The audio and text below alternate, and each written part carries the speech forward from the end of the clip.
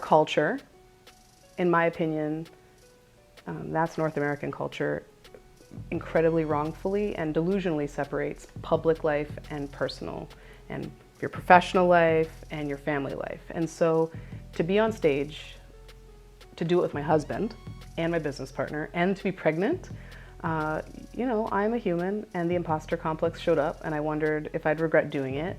And, you know, as a woman, you think, well, is this a good image? Is this a good look? Do I want to be pregnant on stage, or do I want to wait and maybe take the next TED Talk and whatever else? But in the end, you know, those are all the fears that we all have. They all came up for me too. And I decided again, in my own spirit, to unapologetically own it and to get on stage and to rock high heels and to wear my black dress and to deliver from the heart, which is what we did. Because that's life. That's how it's actually happening. And I don't know, much like I mentioned earlier, if there's another TED Talk coming my way. I don't know, I have no idea how or when I'm gonna give birth. I was prepared to have my waters break on stage. I was ready to make that the statement of the day. Whatever it was gonna be, my life is my vehicle to representing what I believe in, what I care about. And you know, that was no different for being on stage, which was a really awesome experience. Doing a TEDx talk with my son in my belly, and to be able to tell him one day that he's given a TEDx talk, whether he knows it or not. So that was a pretty cool experience.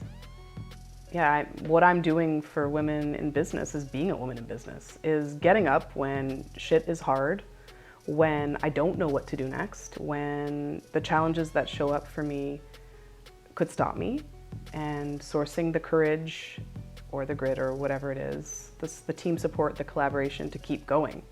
Because it's in what you see out there that you believe things are possible. You know, obviously we have imagination, and there's a lot of things that I'm doing that I don't see blueprints for, but if I ever run into someone who I think is doing something similar to what I want to do, that inspires me, that pulls me forward. And if we don't see that, and if I'm not keeping it real and telling you that these are difficult and that motherhood and entrepreneurship and all of this is not always an inspiring cakewalk, then I'm discouraging other women from doing it. And every time I have an opportunity, whether it was that recent pitch that we did and the CEO who asked me if I really was able to juggle motherhood and this business, questioning me in a way that I'd never be questioned as a man, standing up, not shrinking, and showing up anyway is exactly what there is for me to do. You know, and it's up for every other amazing woman with desire and talent to just show up too and to ask for support. And the other thing that I'm big on is when other women ask me how I do it, I don't lie.